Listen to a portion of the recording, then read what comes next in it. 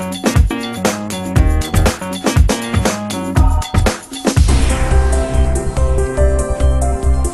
el Dr. Walter Luque, médico pediatra del Hospital Nacional de Mayo.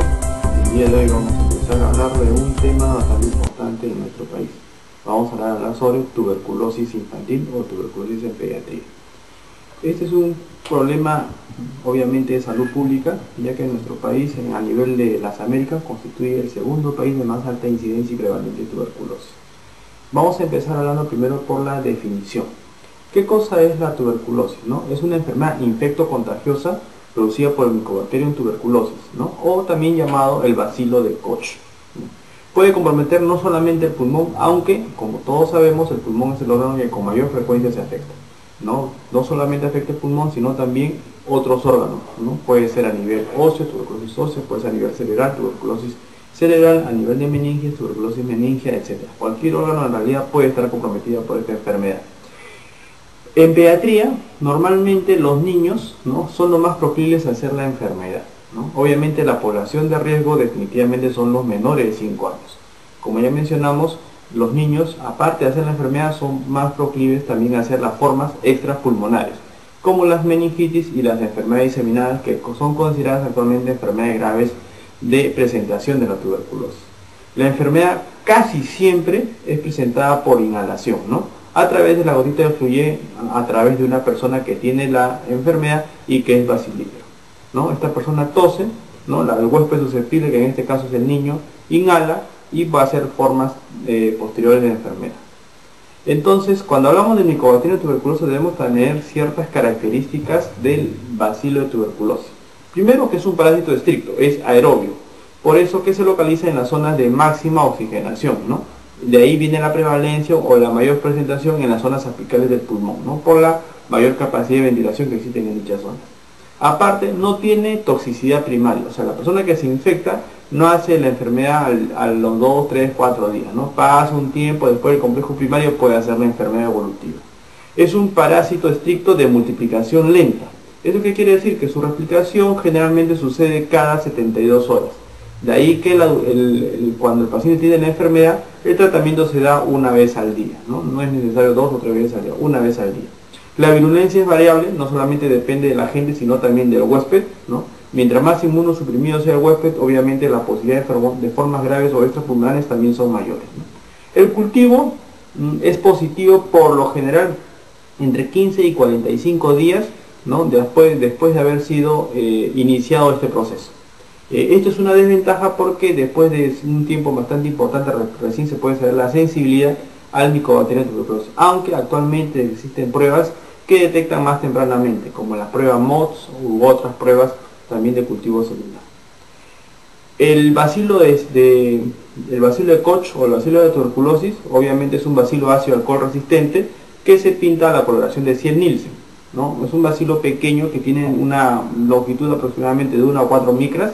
Ya es de lenta capacidad de división y es dependiente de oxígeno y de pH circulante. Por eso, como mencioné anteriormente, tiene mayor prevalencia o mayor predilección por las zonas apicales del pulmón.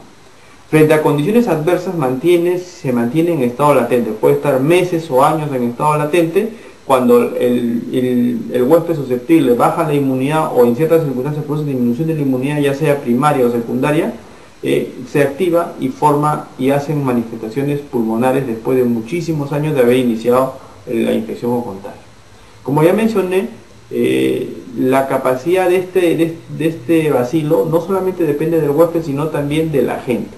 Para ello debemos conocer 3 atributos de virulencia. Uno es el factor cuerda, otros son las capas lipídicas y la catalasa peroxidasa. De ellos, el más importante definitivamente viene a ser el primero, que es el factor cuerda. El factor cuerda, ¿qué cosa es lo que hace? ¿No? Lo que hace es permitir el crecimiento en cordones. Este crecimiento en cordones va a formar lo que conocemos como los granulomas, ¿no?, que después se forma el conocido calcio. Es un importante factor de virulencia y también favorece la inhibición de la migración de los leucocitos. ¿Esto qué es lo que hace? Inhibe la función del fagosoma y lisosoma dentro del macrófago, lo cual permite estar en estado latente muchísimo tiempo. Desde el punto de vista epidemiológico, bueno, nuestro país, como ya mencionamos, es el segundo país a nivel de las Américas que tiene la más alta tasa de incidencia en relación a tuberculosis. En el Perú, si bien es cierto, los valores estadísticos han bajado, pero todavía estamos considerados como un país de alta incidencia y prevalencia. En el año 99, más o menos 141 por cada 100.000 habitantes, en el 2005 109, y de ahí prácticamente no se ha bajado casi nada. La tasa de morbilidad en el 2005 ha sido de 129 por cada 100.000 habitantes. En pediatría podemos decir que más o menos en menores de 15 años, ¿no?, el porcentaje de pacientes con tuberculosis es aproximadamente un 10 a 11% del total de pacientes de tuberculosis. ¿Eso qué quiere decir? Que la población pediátrica es una población importante. Y dentro de ese grupo menor de 15 años, el grupo más importante definitivamente son los menores de 5 años. Y esto es una desventaja porque, a diferencia de los adultos, ya los niños generalmente la sintomatología es un poco abigarrada e inespecífica, y muchos BCAS, por lo general el 95%, a pesar de tener una tos permanente, estos niños, estos BCAS son negativos. Como ya mencioné, Perú es el segundo país en las Américas, ¿no?, que presenta más casos de tuberculosis. La tasa de morbilidad definitivamente es mayor en zonas urbanas que en las zonas rurales. ¿Por qué? Por la mayor cantidad de gente, el mayor hacinamiento, ya que permite que existan zonas en nuestro medio que tienen una alta incidencia, ¿no? En Lima, por ejemplo, el Cerro San Cosme, ¿no?, es el tercer punto en el mundo que tiene la mayor tasa de incidencia de tuberculosis. Después distritos como La Victoria y el distrito Barrios Altos, cercado de Lima y Huaycán, en nuestro medio también tiene una alta prevalencia de tuberculosis. Zonas con mayor incidencia definitivamente en Lima, por la mayor población que concentramos en nuestro país. Otras ciudades importantes con tuberculosis es Madre de Dios, Ucayali y Tacna, ¿no?, la provincia constitucional de Callao, y también Loreto, ¿no?, que son zonas de alta prevalencia de tuberculosis.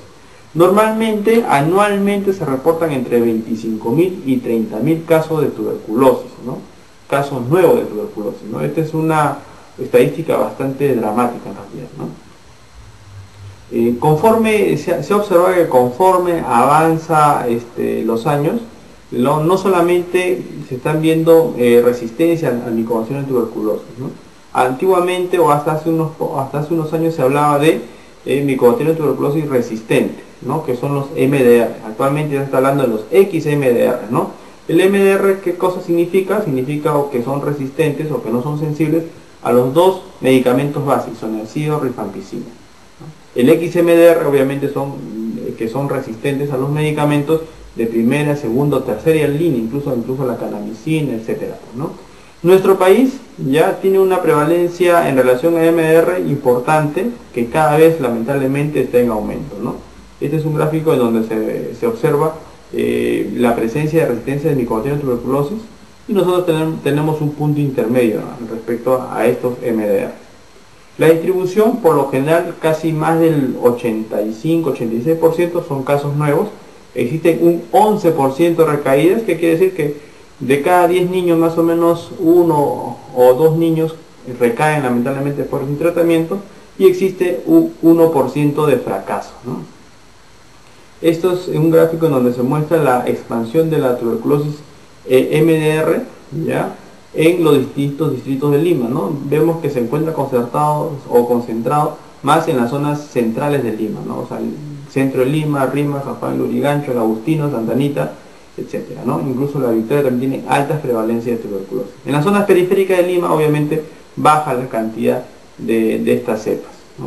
Desde el punto de vista epidemiológico, ¿no?, debemos decir que el niño tiene ciertas características especiales. Uno, que es paucibacilar, o sea, poco bacilífero. A pesar que el niño, la sintomatología más frecuente y más común es la tos, 95% de los niños tiene su BK negativo, ¿no? Esto, al ser paucibacilares, se dice que los niños son de baja contagiosidad. Por lo general, cuando un niño está infectado, se dice que probablemente ya el vector sea definitivamente un adulto. Es altamente vulnerable, sobre todo los niños menores de 3 años de edad, ¿no? Mientras más pequeños existen más formas o más posibilidades de hacer formas graves o hacer posibilidades de formas extrapulmonares. En niños, por lo general, la enfermedad cuando ocurre dentro de los primeros 12 meses de la infección primaria, y esto se ve en más del 95% de los casos, ¿no? Entre los factores de riesgo tenemos ya el agente, o sea, va a depender de la cantidad de bacilos que uno inhala, ¿no?, y de la virulencia, ¿no? Entre ellos tenemos, como ya mencionamos, el factor cuerda, que favorece la formación de los granulomas y la inhibición de los leucocitos, o sea, inhibe el mecanismo de respuesta del huésped. Y también va a depender del huésped. Existen ciertos factores genéticos, como el HLA-DW2 y el DW5, que hace que el individuo sea 8 a 10 veces más susceptible de hacer la enfermedad. La edad también es un factor que depende. Mientras más pequeño sea el niño y se exponga a la inhalación de estos bacilos, obviamente va a ser formas más graves y de mayor mortalidad. El estado nutricional también, ya que condiciona una inmunosupresión primaria y favorece formas graves de tuberculosis. Otras enfermedades que producen inmunosupresión como la sarampión, varicela, VIH, etcétera, o tratamiento con inmunosupresores o antimetabolitos también favorece ya la colonización y la infección con este micobacterio, ¿no? Este es un gráfico interesante, ¿no?, en donde se muestra las diversas fases, ¿no?, en las que pasa un niño hasta que hace la enfermedad. Normalmente, siempre o casi siempre, el vector o el transmisor es un adulto bacilífero, o sea, BK positivo, ¿ya? El huésped susceptible, en este caso el niño, que es un BK negativo, ¿ya? Cuando el individuo o el adulto tose, el huésped susceptible, en este caso el niño, inhala el bacilo, ¿ya? En este momento se produce obviamente la infección, ¿ya? Cuando en este niño normalmente el PPD, ¿ya?, normalmente puede salir positivo recién, ocurre una seroconversión de 6 a 8 semanas, algunos dicen 2 a 8 semanas, ¿no?, pero un promedio de 6 a 8 semanas. Entonces, si a pesar de haberse expuesto, le tomamos un PPD a la semana o 2 semanas, probablemente salga negativo. Pero si le tomamos después de 2 o 3 semanas más, va a salir probablemente positivo, y este fenómeno se llama el fenómeno o efecto booster, que favorece la reconversión del PPD, ¿no? Entonces, cuando la persona susceptible, ¿no?, inhala los bacilos, va a haber una tuberculosis primaria, ¿ya? La tuberculosis primaria que forma como lo que conocemos como el complejo primario de Ghon, ¿no?, que vamos a describir los 3 componentes del complejo de Ghon. Entonces, en algunos pacientes o en la mayoría de los niños, esto que va a pasar a una curación espontánea, ¿no?, en los próximos meses, los primeros 6 meses. En algunos niños se mantiene en forma latente y después de 1 o 2 años van a hacer obviamente la progresión hacia la enfermedad. En otros niños van a progresar antes de los 2 años. Esto va a depender de qué cosa, de la inmunidad del huésped, ¿no? Y en otros niños en donde obviamente va a existir una inmunosupresión, como pacientes con VIH, cada año más o menos se va a ver una progresión de la enfermedad en un 10% de los pacientes, ¿no? Entonces, esto pasa en los pacientes desde el momento que inhalan, ¿no? ¿Esto qué quiere decir? Que normalmente el niño hace la enfermedad probablemente de 6 a 12 meses después de haber inhalado el bacilo. En relación a la fisiopatología, siempre el BK, o casi siempre, ingresa por vía inhalatoria, activamente ingresada por vía oral, cuando no existía la leche pasteurizada. Ahora, con la pasteurización de las leches, normalmente es poco probable que la primera vía de transmisión sea por vía digestiva. Actualmente es considerada la vía inhalatoria el mecanismo más importante. En los pacientes, en el huésped va a formar el complejo primario de Ghon, y dependiendo de la inmunidad del huésped, vamos a ver si va a ser o una curación espontánea en los siguientes 6 meses o una tuberculosis primaria evolutiva. Y esta tuberculosis primaria evolutiva puede pasar a diferentes fases, ¿no? Una forma parenquimal, pleuroparenquimal o epituberculosis, fundamentalmente pulmonar. O va a ir por vía hematógena o linfohematógena y va a diseminar y puede producir, dependiendo de la inmunidad del huésped y la agresividad del bacilo, una tuberculosis miliar. Y en algunos otros casos también por vía hematógena va a ir a otros órganos que no sean pulmón y va a formar la forma extrapulmonar. Puede ser ganglionar, puede ser ósea, meninge, etcétera, ¿no?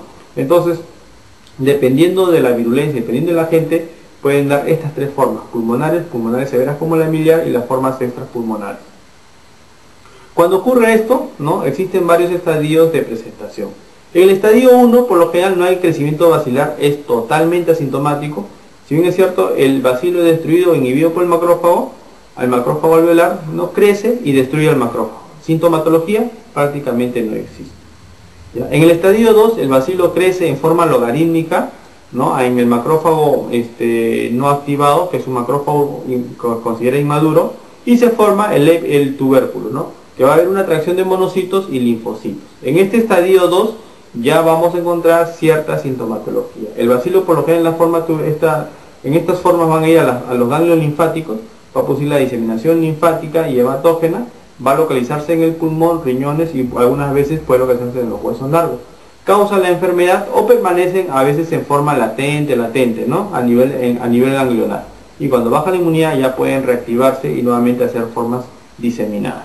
El tubérculo, ¿qué va a pasar? Se resuelve, calcifica y forma el complejo primario o se necrosa, ¿no? El complejo primario de Ghon, que tiene 3 componentes, ¿no?, que tiene compromiso alveolar, ganglios linfáticos o ganglios linfáticos, que se ve en la radiografía, y la linfangitis, que no se puede ver en el estudio radiológico. Lo que vemos normalmente en el estudio radiológico del complejo primario de Gone es el compromiso alveolar y el ganglio linfático, ¿no?, a nivel pariliar, generalmente en el lado, más frecuentemente en el lado derecho. En el estadio 3 ya va a haber una hipersensibilidad retardada que causa necrosis gaseosa sólida, ¿no? Los macrófagos activados ya no van a ser inmaduros, van a madurar, destruyen a los inmaduros y a los bacilos, y va, obviamente, si la inmunidad es buena, inmunidad celular. Y en algunos pacientes puede ocurrir, ¿qué cosa? La diseminación hematógena, o sea, las formas extrapulmonares de la enfermedad, ¿no? Y en el estadio 4 ya va a haber licuefacción del calcio y multiplicación de bacilos extracelulares, va a haber una diseminación ya directa, por ejemplo acá podemos encontrar una neumonía tuberculosa, va a haber mecanismos mediados por enzimas tirolíticas e hipersensibilidad retardada, y se forman lo que conocemos como las clásicas cavernas, que se ven radiológicamente o a través del estudio tomográfico. La diseminación puede ser directa o hematógena. Si es directa, compromete obviamente el órgano donde ocurre la infección, que puede ser a nivel pulmonar y hacer una neumonía, puede ser una enfermedad endobronquial, ¿ya? O puede ser en la zona contigua y generar una pleuritis, ¿no? Y la vía hematógena, lesiones a otros órganos o las formas diseminadas miliares, que son formas graves de enfermedad. Este es un gráfico interesante en donde vemos qué cosa, ¿no? El riesgo de enfermedad luego de una infección primaria. Y este riesgo de enfermedad, como ustedes pueden observar, va a variar dependiendo de la edad. En el primer año de vida, ya la forma de tuberculosis diseminada o meningitis tuberculosa más o menos es de 10 a 20%, o sea, 1 de cada 5 o 1 de cada 10 pacientes que tienen la enfermedad tuberculosa va a ser esta forma grave de enfermedad, ¿no?, que es bastante alta. Y más o menos un 30-40% hace la forma de tuberculosis pulmonar, que es la forma clásica de enfermedad. Y no enfermedad, ¿no?, a pesar que uno se infecta, hace complejo enfermedad, la mitad de pacientes por lo general van a la curación espontánea y no hacen enfermedad. Conforme avanza en edad, ¿no?, estas formas graves o diseminadas de tuberculosis va bajando, incluida la tuberculosis pulmonar, ¿no? A partir del año de edad ya comienza a tener valores muchísimo más bajos, ¿no? Y a partir de los 10 años prácticamente es como la presentación del adulto.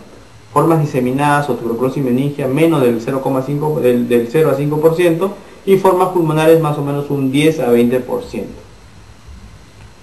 Acá también vemos un gráfico donde vemos qué cosa, ¿no?, las conversiones o la duración desde el inicio de la enfermedad hasta la formación de ciertos complejos. Bueno, la conversión inmune, que es el PPD, más o menos se da entre las 4 y 8 semanas de inicio de la infección, o sea, desde que la persona inhaló el bacilo. El complejo primario se forma 1 a 3 meses después, ¿no? ¿Qué quiere decir? Que un recién nacido que nace de una madre con enfermedad tuberculosa, bacilífera activa, obviamente de repente si el niño está asintomático, tiene tos permanente el primer mes, probablemente la radiografía va a seguir normal, ¿no? Y de repente si este niño le hacemos un seguimiento, a los 3 o 4 meses vamos a ver el clásico complejo primario, ¿no? Compromiso pariliar, compromiso alveolar generalmente en ápices, y bueno, y va a formar el complejo primario radiológico de Gone.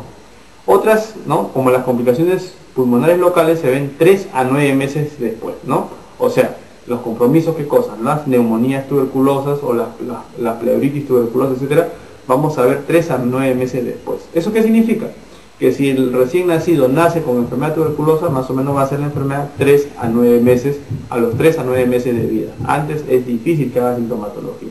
Las efusiones pleurales, por lo general, que se ve más frecuentemente en adolescentes, se producen 3 a 12 meses después de iniciar la enfermedad. La tuberculosis miliar o meningia también de 3 meses en adelante, antes es bastante difícil. La tuberculosis ósea de 10 a 36 meses, el compromiso dérmico de piel, 5 años en adelante, y la más larga es la tuberculosis renal.